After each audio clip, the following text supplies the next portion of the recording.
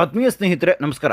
ಗೆಳೆಯರೆ, ರಾಜ್ಯ ರಾಜಕಾರಣದಲ್ಲಿ ಈಗ ಸಂಚಲನ ಸೃಷ್ಟಿ ಮಾಡ್ತಾ ಇರೋದು ಈ ಬಾರಿಯ ಬಜೆಟ್ ಅಧಿವೇಶನ ನಡೆಯುತ್ತಾ ಇಲ್ವಾ, ಬಜೆಟ್ ಅಧಿವೇಶನಕ್ಕೂ ಮೊದಲು ಸರ್ಕಾರ ಪತನವಾಗುತ್ತಾ ಅನ್ನುವಂತಹ ಸ್ಥಿತಿ ನಿರ್ಮಾಣ ಆಗಿದೆ.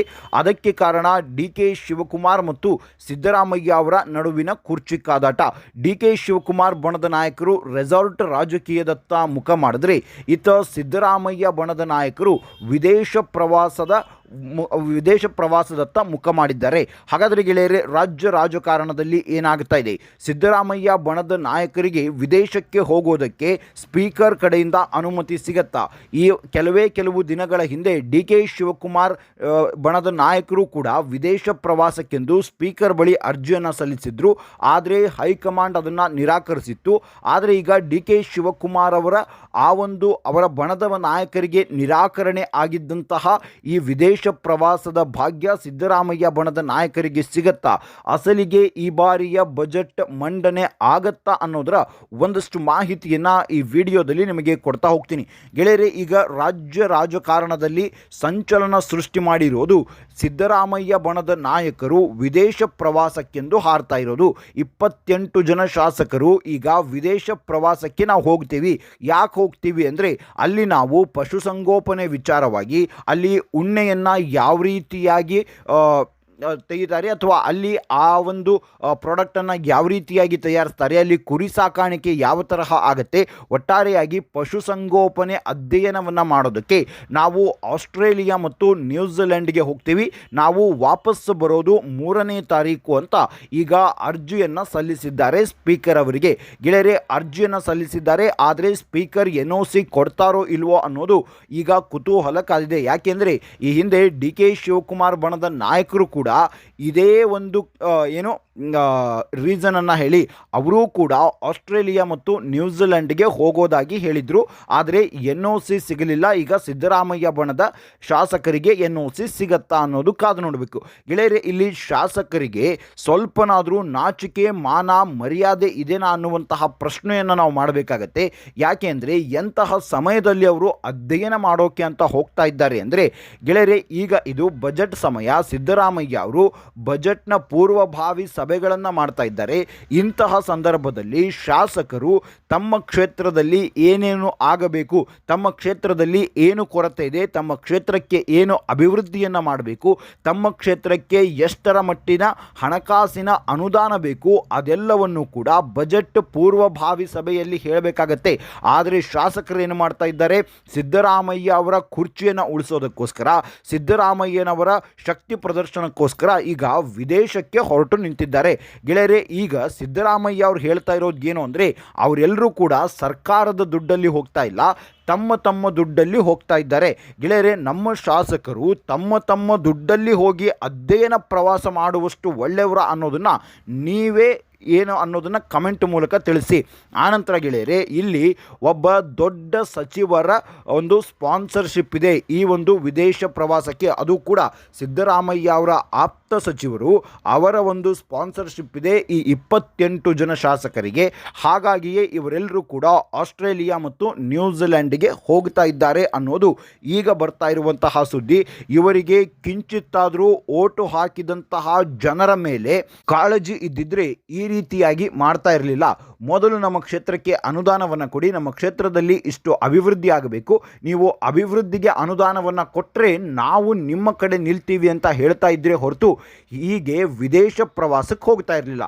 ಇದು ಸಿದ್ದರಾಮಯ್ಯ ಬಣದ ನಾಯಕರ ಕಥೆ. ಆದರೆ ಡಿ ಕೆ ಶಿವಕುಮಾರ್ ಬಣದ ನಾಯಕರ ಕಥೆಯನ್ನು ನಿಮಗೆ ಹೇಳ್ತೀನಿ ಕೇಳಿ. ಗೆಳೆಯರೆ, ಡಿ ಕೆ ಶಿವಕುಮಾರ್ ಬಣದ ನಾಯಕರು ಕೂಡ ಇದೇ ಪಶುಸಂಗೋಪನೆಯ ವಿಚಾರವಾಗಿ ನಾವು ಕೂಡ ಅಧ್ಯಯನವನ್ನು ಮಾಡ್ತೀವಿ ಅಂತ ಅರ್ಜಿಯನ್ನು ಸ್ಪೀಕರ್ ಬಳಿ ಸಲ್ಲಿಸಿದ್ರು. ಅದು ಕೂಡ ಅಧಿವೇಶನದ ಸಮಯದಲ್ಲಿ ಅರ್ಜಿಯನ್ನು ಸಲ್ಲಿಸಿದ್ರು.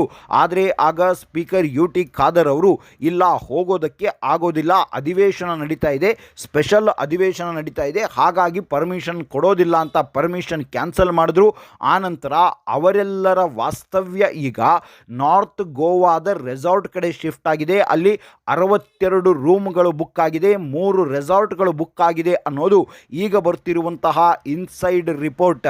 ಇದೆಲ್ಲದರ ನಡುವೆ ಡಿ ಕೆ ಶಿವಕುಮಾರ್ ಮತ್ತು ಸಿದ್ದರಾಮಯ್ಯ ಅವರ ಈ ಒಂದು ಕುರ್ಚಿಯ ಜಟಾಪಟಿ ಇದೆಯಲ್ಲ ನೇರವಾಗಿ ಹೋಗಿದೆ. ನಿನ್ನೆ ಡಿ ಕೆ ಸುರೇಶ್ ಅವರು ಒಂದು ಮಾತನ್ನು ಹೇಳ್ತಾರೆ. ಏನು ಆ ಮಾತು ಅಂದರೆ, ಅಧಿಕಾರಕ್ಕೂ ಕೊನೆ ಇರುತ್ತೆ, ಆನಂತರ ತಾಳ್ಮೆಗೂ ಕೊನೆ ಇರುತ್ತೆ ಅನ್ನುವಂತಹ ಮಾತನ್ನು ಹೇಳ್ತಾರೆ. ಅಧಿಕಾರಕ್ಕೂ ಕೊನೆ ಇರುತ್ತೆ ಅನ್ನುವಂತಹ ಮಾತು ಅದು ಹೇಳಿದ್ದು ನೇರವಾಗಿ ಸಿದ್ದರಾಮಯ್ಯ ಅವರಿಗೆ. ಆಯಿತು, ನಿಮ್ಮ 2.5 ವರ್ಷ ಅಧಿಕಾರ ಏನು ನೀವು 3 ವರ್ಷ ಅನುಭವಿಸಿದ್ದೀರಲ್ಲ, ಈಗ ಅದನ್ನು ಬಿಟ್ಟುಕೊಡುವ ಸಮಯ ಬಂದಿದೆ, ಅದು ಈಗ ಕೊನೆಯಾಗಬೇಕು ಅನ್ನುವಂತಹ ಮಾತನ್ನು ಹೇಳ್ತಾರೆ. ಆನಂತರ ಡಿ ಕೆ ಶಿವಕುಮಾರ್ ಅವರ ತಾಳ್ಮೆಗೂ ಕೂಡ ಇಲ್ಲಿ ಕೊನೆ ಇದೆ ಅನ್ನೋದನ್ನು ಮತ್ತೆ ಪುನರುಚ್ಚರಿಸಿದ್ದಾರೆ ಡಿ ಕೆ ಸುರೇಶ್ ಅವರು. ಅತ್ತ ಡಿ ಕೆ ಶಿವಕುಮಾರ್ ಅವರು ದೆಹಲಿಯಲ್ಲಿ ಬೀಡು ಬಿಟ್ಟಿದ್ದಾರೆ. ಶತಾಯುಗತಾಯು ಈ ಬಾರಿ ಏನಾದರೂ ಆಗಲಿ ಬಜೆಟ್ ಅಧಿವೇಶನದ ನಂತರ ಸಿದ್ದರಾಮಯ್ಯ ಅವರನ್ನು ಕೆಳಗಡೆ ಇಳಿಸುವಂತಹ ನಿರ್ಧಾರವನ್ನು ಪ್ರಕಟಿಸಿಯೇ ನಾನು ದೆಹಲಿಯಿಂದ ಬರೋದು ಅನ್ನುವಂತಹ ತೀರ್ಮಾನಕ್ಕೆ ಡಿ ಕೆ ಶಿವಕುಮಾರ್ ಅವರು ಬಂದಿದ್ದಾರೆ. ಡಿ ಕೆ ಶಿವಕುಮಾರ್ ಅವರು ನಿನ್ನೆ ಪ್ರಿಯಾಂಕಾ ವಾದ್ರಾ ಅವರನ್ನು ಭೇಟಿಯಾಗಿದ್ದಾರೆ. ಪ್ರಿಯಾಂಕಾ ವಾದ್ರಾ ಅವರಿಂದ ಒಂದು ಅಭಯ ಸಿಕ್ಕಿದೆ. ಆನಂತರ ಅವರು ಸೋನಿಯಾ ಗಾಂಧಿ ಅವರನ್ನು ಭೇಟಿ ಮಾಡೋದಕ್ಕೆ ಅಪಾಯಿಂಟ್ಮೆಂಟ್ ಕೂಡ ಕೇಳಿದ್ದಾರೆ. ಆದರೆ ಸದ್ಯಕ್ಕೆ ಅಪಾಯಿಂಟ್ಮೆಂಟ್ ಸಿಕ್ಕಿಲ್ಲ. ಇನ್ನು ರಾಹುಲ್ ಗಾಂಧಿ ಅವರನ್ನು ಭೇಟಿಯಾಗೋದಕ್ಕೆ ಅಪಾಯಿಂಟ್ಮೆಂಟ್ ಕೇಳಿದ್ರು, ಆದರೆ ರಾಹುಲ್ ಗಾಂಧಿ ಅವರ ಅಪಾಯಿಂಟ್ಮೆಂಟ್ ಸಿಗ್ತಾ ಇಲ್ಲ.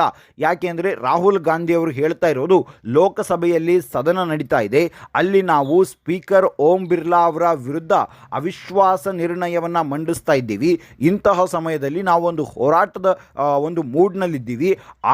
ಈ ರೀತಿಯಾಗಿರುವಂತಹ ಸಂದರ್ಭದಲ್ಲಿ ರಾಜ್ಯ ರಾಜಕಾರಣದ ಪೊಲಿಟಿಕ್ಸನ್ನು ಇಲ್ಲಿ ತರಬೇಡಿ, ನಾನು ಅಪಾಯಿಂಟ್ಮೆಂಟ್ ಕೊಡೋದಿಲ್ಲ ಅನ್ನುವಂತಹ ನೇರವಾದ ಮಾತನ್ನು ಡಿ ಕೆ ಶಿವಕುಮಾರ್ ಅವರಿಗೆ ರಾಹುಲ್ ಗಾಂಧಿ ಅವರು ಹೇಳಿದ್ದಾರೆ. ಆದರೆ ಪಟ್ಟು ಬಿಡದಂತಹ ಡಿ ಕೆ ಶಿವಕುಮಾರ್ ಅವರು ರಾಹುಲ್ ಗಾಂಧಿ ಅವರ ಅಪಾಯಿಂಟ್ಮೆಂಟ್ಗೋಸ್ಕರ ಕಾಯ್ತಾ ಇದ್ದಾರೆ. ಒಂದು ವೇಳೆ ಅವರ ಅಪಾಯಿಂಟ್ಮೆಂಟ್ ಸಿಗಲಿಲ್ಲ ಅಂದರೆ ಇತ್ತ ಕಡೆ BJPಯ ಘಟಾನುಘಟಿ ನಾಯಕರ ಜೊತೆ ಮೀಟಿಂಗ್ ಆಲ್ರೆಡಿ ಫಿಕ್ಸ್ ಆಗಿದೆ. ಒಂದು ಅಮಿತ್ ಶಾ ಅವರ ಜೊತೆ ಮೀಟಿಂಗ್ ಫಿಕ್ಸ್ ಆಗಿದೆ. ಆನಂತರ BL ಸಂತೋಷ್ ಮತ್ತು ಡಿ ಕೆ ಶಿವಕುಮಾರ್ ಅವರ ಜೊತೆಯೂ ಕೂಡ ಮೀಟಿಂಗ್ ಫಿಕ್ಸ್ ಆಗಿದೆ ಅನ್ನುವಂತಹ ಮಾತುಗಳು ಕೇಳಿ ಬರ್ತಾ ಇದೆ. ಏನು ಅಂದರೆ ಡಿ ಕೆ ಶಿವಕುಮಾರ್ ಅವರು ಈ ಬಾರಿ ಸುಮ್ಮನೆ ಅವರು ದೆಹಲಿಗೆ ಹೋಗಿ ಕುಳಿತಿಲ್ಲ. ಅವರು ಈ ಬಾರಿ ದೆಹಲಿಗೆ ಹೋಗಿ ಕೂತಂತಹ ಸಂದರ್ಭ ಯಾವ ತರಹ ಇದೆ ಅಂದರೆ, ತಮ್ಮ ಇಲಾಖೆಯ ಯಾವುದು ಜಲಸಂಪನ್ಮೂಲ ಮತ್ತು ನಗರಾಭಿವೃದ್ಧಿ ಇಲಾಖೆಯ ಪೂರ್ವಭಾವಿ ಬಜೆಟ್ ಪೂರ್ವಭಾವಿ ಸಭೆ ಇದ್ದಾಗಲೇ ಅವರು ನಾನು ಸಭೆಗೆ ಬರೋದಿಲ್ಲ, ನಿಮ್ಮ ಸಭೆಯನ್ನು ನೀವು ಮಾಡಿಕೊಳ್ಳಿ ಅಂತ ಬಜೆಟ್ಗೆ ನನ್ನ ಒಮ್ಮತ ಇಲ್ಲ, ನನ್ನ ಸಹಮತ ಇಲ್ಲ ಅನ್ನುವ ಆ್ಯಂಗಲ್ನಲ್ಲಿ ಅನ್ನುವ ರೀತಿಯಲ್ಲಿ ಅವರು ಎದ್ದು ನಡೆದಿದೆಯಲ್ಲ, ಇದು ಈಗ ಕಾಂಗ್ರೆಸ್ಗೆ ಬಹಳ ನುಂಗಲಾರದ ತುತ್ತಾಗಿ ಪರಿಣಮಿಸಿದೆ.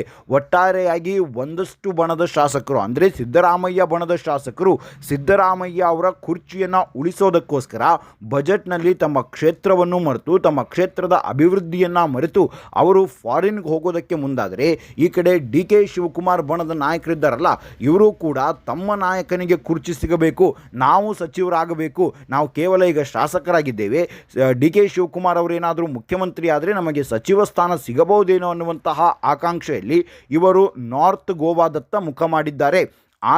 ಈಗ ಇವರಿಬ್ಬರ ಮಧ್ಯ ಬಕರಾ ಆಗಿದ್ದು ಯಾರು ಅಂದರೆ, ನಿಜಕ್ಕೂ ಇವರನ್ನು ಓಟ್ ಹಾಕಿಸಿ ಗೆಲ್ಲಿಸಿದಂತಹ ಜನತೆ.